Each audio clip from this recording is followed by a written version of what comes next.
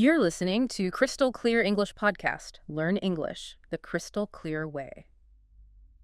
Okay, welcome back.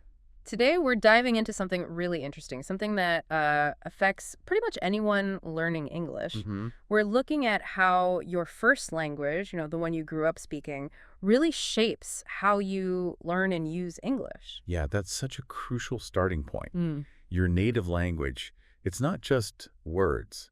It's like the operating system for your brain when it comes to language. right, like a blueprint. Exactly, a blueprint for how sounds work, how sentences get built, how meaning happens.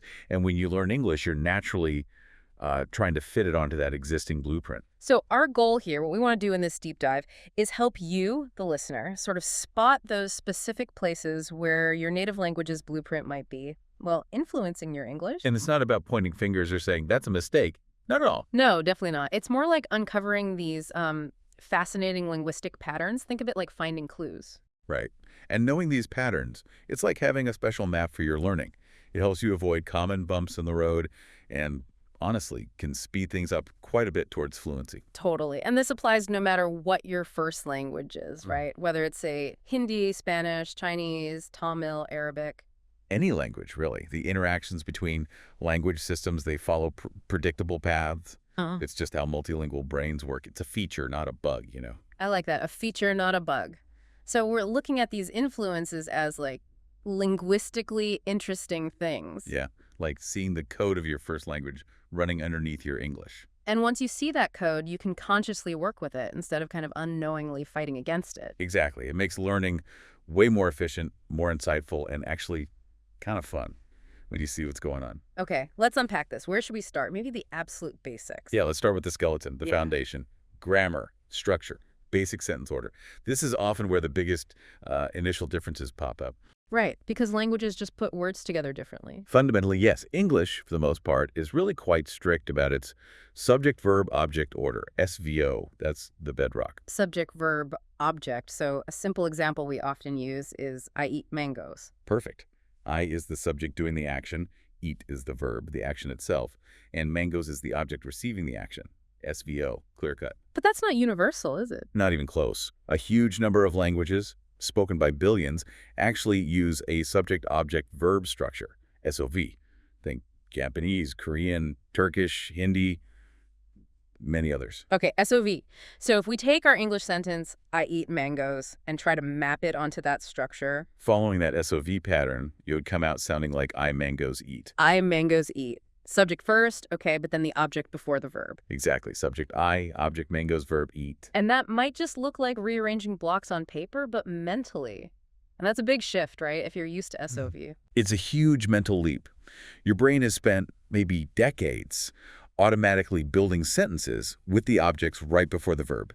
It's linguistic muscle memory. So you have to consciously rewire that. You do. Your intuition screams, put the object here, Yeah. right after the subject. But in English, nope, the verb needs to go there. So someone thinking in SOV might try to say something in English, and it comes out a bit mixed up. Yeah, it's often what happens, especially in the beginning. They might be translating directly. Instead of, yesterday I watched a movie, which is SVO. Subject I, verb watched, object a movie. Yep.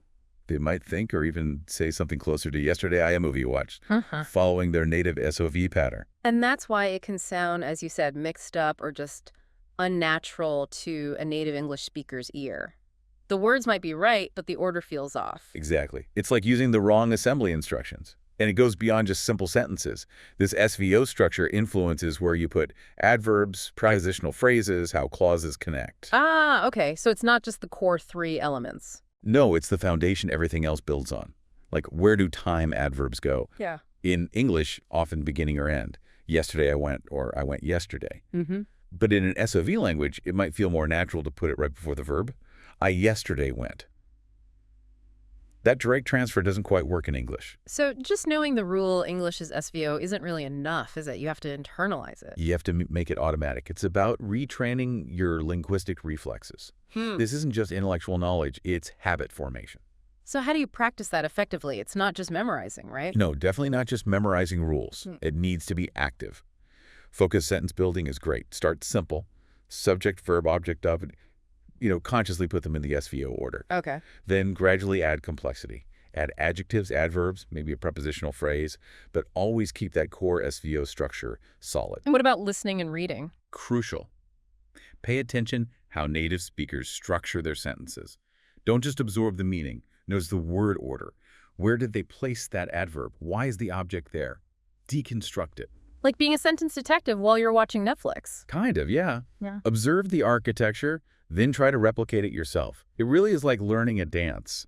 You know the steps, the words, but you need to get the rhythm, the structure, down until it's smooth and natural. It's amazing how deeply ingrained those structures are from your first language. They feel so logical. Absolutely. And just being aware of that feeling and aware of how English differs, that's the massive first step towards retraining that muscle memory. Okay, so from the big picture of sentence structure, let's zoom in on some really tiny but often super frustrating words. Articles. Oh boy. A, and, the. Yes. The source of much confusion. And the main reason they're so tricky, we found, is that for a huge number of learners, articles they don't have them in their first language. Exactly. Imagine trying to master a concept that has literally no parallel in the language system you've used your whole life. It's tough. Because in English, we use them constantly, right? It feels almost impossible to speak without them if there's a singular noun involved. All the time. Huh. A car, an apple, the sun, they're everywhere. And they seem simple, but the rules get complicated fast. They do. Mhm. And for learners coming from languages without articles, the pattern is pretty predictable. Either they tend to just leave them out. So they might say, I saw a car yesterday. Right. Instead of I saw a car. Or maybe sky is blue instead of the sky is blue. That's one tendency. And the other. Or they might overuse them. Maybe putting the where it's not needed, like before general plural nouns or abstract nouns. Okay, so there's that quick tip you often hear. Use a or an for general things like I need a pen, any pen, and the for specific things, or something you've already mentioned. Can you pass me the pen, the specific one we both know? That's a good starting point, Very definitely. good. Covers a lot of basic situations and gives you something concrete to work with. But it doesn't solve the core issue. Not entirely. Because the fundamental problem is that the concept of marking generality versus specificity in this specific grammatical way is unfamiliar. You don't have a mental box labeled article from your native language to put a and the into. Yeah, that makes sense. In my first language, if I say the equivalent of book on table, the context usually makes it clear. If I mean any book or that specific book, I don't need an extra little word for it. Precisely. English forces that grammatical distinction with a or the. And like you said, this simple tip is just the beginning. What about plurals? Usually no article unless specific. I like dogs versus the dogs next door are loud. Right, or uncountable nouns. I need advice, not an advice. Exactly. Abstract nouns, love is important, no the, usually. And then you get into proper nouns. Generally no article, she lives in Paris, but then bam. Yeah. Exceptions like the United States, the Netherlands, the Philippines. Ugh, it does feel like a minefield of exceptions. It can feel that way. So mastering articles isn't just applying one rule.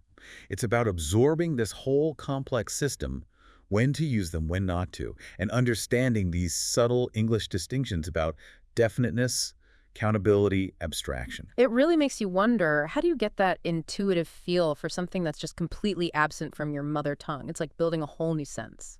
It takes a lot of exposure, a lot of noticing, a lot of trial and error, honestly. You listen, you read, you see the patterns, you try them out. It clicks gradually over time for most people. Okay, let's pause here for a moment.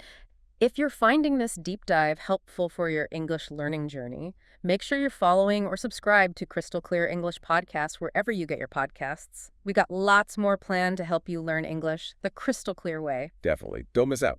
All right, moving on from tiny words to another area of complexity, English tenses. Ah, yes. Time travel and grammar. And one thing that jumps out is just the sheer number. We're talking about 12 tenses in English. That's the commonly cited number, yeah. 12 distinct forms to talk about time and aspect. Which sounds like, well, a lot compared to languages that might only have a basic past, present, future. Maybe 3 or 4 forms total. It's a significant leap in complexity. While most languages obviously have ways to indicate time, English adds this heavy emphasis on aspect. Aspect, what's that exactly? Aspect tells you more about the action's relationship to time. Is it finished? Is it ongoing right now? Is it habitual? Did it happen before another past event? Is it relevant now? English uses specific tense forms to show these nuances. Okay. And we've noted that the continuous tenses, like am eating, and the perfect tenses, like have eaten, are often the tricky ones for learners. They really are, because they usually involve combining helping verbs like be or have with the main verb in specific ways. And they convey these shades of meaning about duration, completion, connection to the present. That might just be handled by context or adverbs in other languages, not by changing the verb form itself. Let's use that eat example again to really see the difference. Good idea. So simple present. I eat mangoes. Okay, that's like a habit or a general fact about me. Right. Now, present continuous, I am eating a mango. That means right now, in this moment, the action is happening. It's in progress. Exactly. Focus on the now. Then present perfect, I have eaten a mango. Okay, the eating is finished, but it matters now. Maybe I'm full now because of it. Precisely. It connects the completed past action to the present situation. See how those three, eat, am eating, have eaten, give different information, different focus. Yeah, subtle, but definitely different meanings.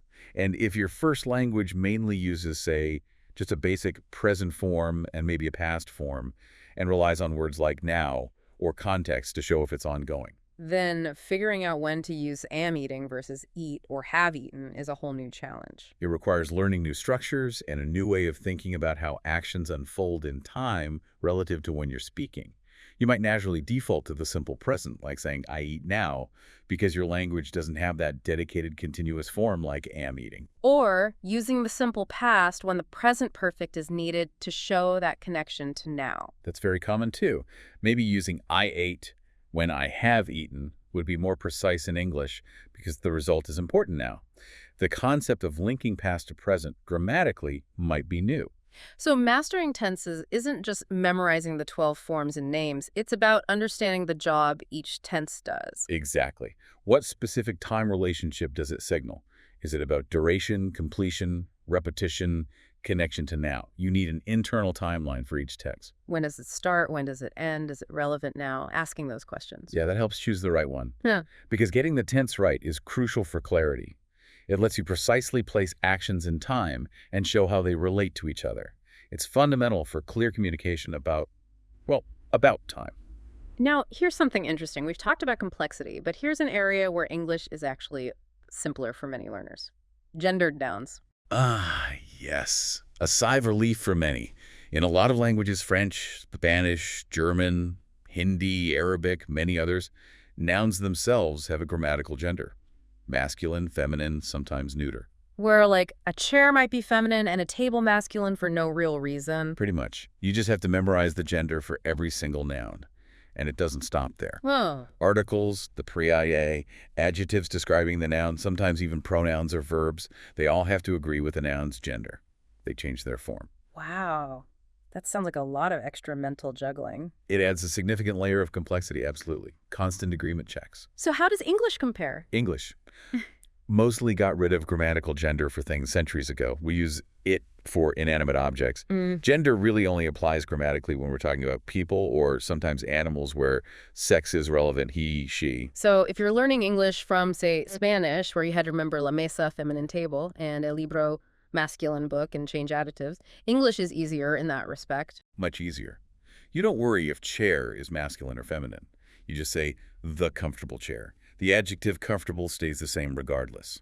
A big book. Big doesn't change. It simplifies description immensely. We saw that example. You can say she is a good actress, but she's a good actor is also totally fine now. Exactly. Actor is often used neutrally.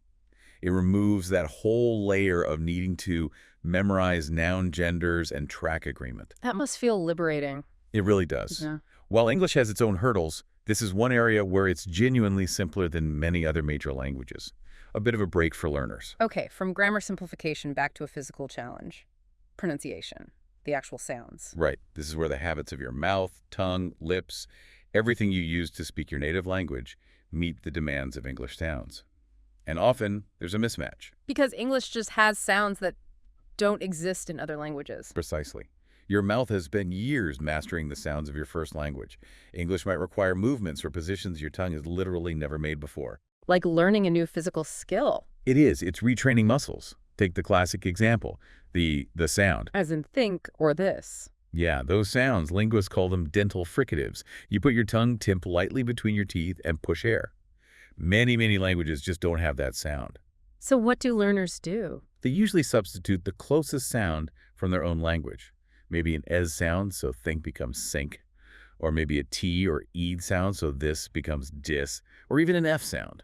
Which can obviously lead to confusion. Yeah, definitely. Sink and think are different words. And it's not just consonants. Vowels are a big one too, especially vowel length. Right, that slight difference in how long you hold a vowel sound can change the whole word in English. Hugely important. It's phonemic, meaning it distinguishes words. The classic example we looked at is ship versus sheep.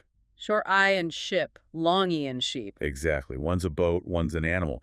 But if your native language doesn't use vowel lengths to change meaning, or have fewer vowel sounds overall, your ear might not even register that difference easily. And your mouth isn't used to making that fine distinction in length. Right, so the difficulty comes from both sides. Yeah. Training your mouth to make new movements and training your ear to hear differences that weren't important in your first language. So how do you tackle that? We saw recommendations like real conversations, obviously, but also mimicking native speakers, maybe using videos. Mimicking is incredibly powerful for pronunciation because it hits both the listening and the speaking skills at once.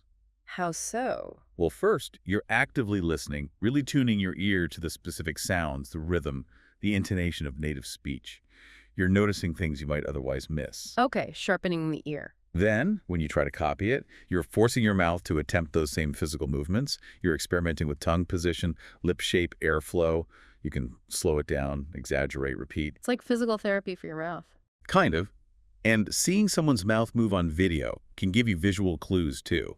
It gets really interesting when you think about it. How do you consciously teach your tongue to go somewhere it's never been? It takes that focused observation and deliberate practice, just like learning guitar chords or a dance step. Mimicking bridges that gap between hearing it and doing it. Okay, so that's individual sounds, but pronunciation is more than just sounds, right? There's the music of English. Absolutely. Word stress and intonation. Hugely important for sounding natural and being understood. Let's start with word stress. That's the emphasis on certain syllables within a word. Yes. And in English, where you put that stress can be critical. It can change the meaning or even the part of speech. Like that classic example, R-E-C-O-R-D. Exactly. Stress the first syllable, R-E chord, and it's usually a noun, like a vinyl record or a written account. Okay, R-E chord, noun. Stress the second syllable, record, and it's the verb, the action of recording something. Record, verb. Wow, same spelling, different stress, different function. Right. So if you stress the wrong syllable, even if the sounds are perfect, a native speaker might misunderstand or just struggle to recognize the word. Okay, that's word stress. What about intonation? Intonation is the melody, the rise and fall of your voice across a whole sentence. And it carries a ton of meaning in English. Like how you know if someone's asking a question. That's a big one. Rising intonation at the end often signals a question. Falling intonation usually signals a statement. But it also conveys emotion, surprise, doubt, sarcasm, enthusiasm. So if your native language has a different intonation pattern, maybe flatter or uses tone differently, transferring that directly to English can make you sound, well, maybe monotonous or abrupt, or even unintentionally convey the wrong emotion. You might sound bored when you're interested or angry when you're just asking a factual question, simply because the intonation pattern is unexpected in English.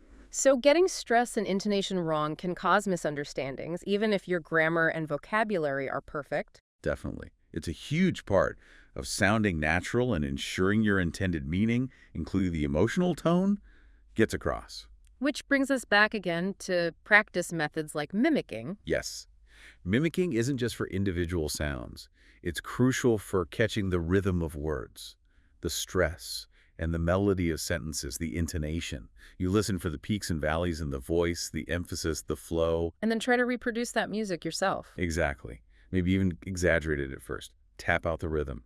Trace the melody in the air. It helps internalize that musical layer of English, which is just as important as the words themselves for fluent natural communication. It really highlights how layered language is. Words, grammar, sounds, music, all working together. It's a complex symphony. Okay, so we've looked at grammar, articles, tenses, sounds, stress, intonation. Now let's tie some of this together by looking at common mistakes that often stem directly from a learner's native language. Right. These aren't random slip-ups. They're predictable patterns. Yeah. Like linguistic fingerprints left by your first language's influence. because you're transferring structures or habits that work perfectly fine there, but not quite in English. Exactly. We saw some specific examples.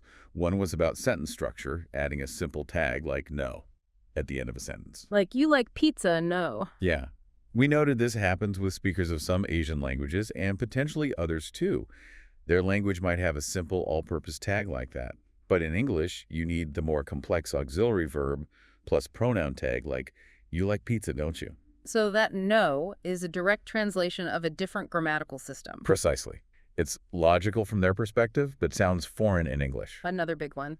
Translating idioms literally. Always a classic mistake zone. Idioms just don't work word for word across languages because their meaning isn't literal. Like our example, translating something that means I'm confused directly as my head is going around. Yeah. In English, my head is going round usually means dizzy or maybe thinking obsessively. It doesn't typically mean confused. The correct English idiom might be, I'm mixed up, or simply, I'm confused. You have to learn the English idiom as a whole unit. Can't just swap the words. Nope. And the third example brought us back to tenses, the common issue of using the simple present when the past tense is needed. Like saying, I go to the park yesterday. Exactly. Instead of, I went to the park yesterday, the learner relies on yesterday to signal past time, which might be enough in their native language. But English grammar demands the verb changes too. Go becomes went. Right. The verb form itself has to mark the past tense. Again, it's a transfer of a different grammatical rule set. What's really powerful here, though, is the idea that just knowing about these common patterns linked to your language background is a huge advantage. It absolutely is. It's like getting a personalized cheat sheet for potential trouble spots. If you know speakers from your language background often struggle with, say, articles or the sounds, you can proactively work on those areas. You can listen for them more carefully, practice them more deliberately. Exactly. It makes your study time much more targeted and effective. Mm-hmm. So it's worth thinking about. What are the known challenges for speakers of your native language learning English? Identifying those is step one to overcoming them faster. We've covered a lot of ground, focusing on the differences and potential challenges. It could almost sound like your native language is the enemy here. Right, like it's constantly getting in the way. But there's a really important flip side to this. Okay. We've explored how your native language isn't just a source of interference. It's actually, well, you could almost call it your learning superpower. Superpower. How does that work? The thing causing the mix-ups. Because it gives you a powerful base for comparison. You have an incredibly deep, intuitive understanding of how one language system works, your native one.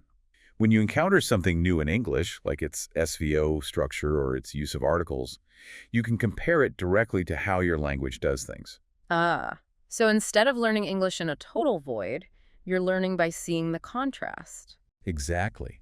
And that contrast makes the unique features of English stand out much more sharply. It can actually help you understand and remember the English way better and faster because you see precisely how it differs from what you already know. Okay, I get that. You're not starting from zero. You're leveraging your existing linguistic knowledge. You have a whole sophisticated system in your head already. Use it as an analytical tool. Compare, contrast, notice the differences. So the message becomes, don't fight the differences, learn from them, embrace them. Yes. See those moments where your native language shows through not as failures, but as really interesting clues. They pinpoint exactly where English works differently, and therefore where you need to focus your attention. It turns potential frustration into linguistic detective work. Kind of. It makes the whole process richer. You end up learning more about English and more about your own language, too. It becomes an exploration of diversity. And where does this journey ideally lead? What's the ultimate goal when learning English, considering all this? The destination we're aiming for, based on what we've seen, is getting to the point where you can think directly in English. Without translating in your head first. Exactly. Without formulating the thought in your native language and then mentally converting it, word by word or phrase by phrase, into English. That feels like the definition of real fluency, when the language just flows directly from the thought. It signifies that deeper level of integration. You're not running English through your native language's filter anymore. You're operating within the English system itself. And the key to getting there. Consistent daily practice. There's really no magic bullet other than that. Listening, speaking, reading, writing, just immersing yourself. Yes. Every time you use English actively, you're strengthening those English pathways in your brain.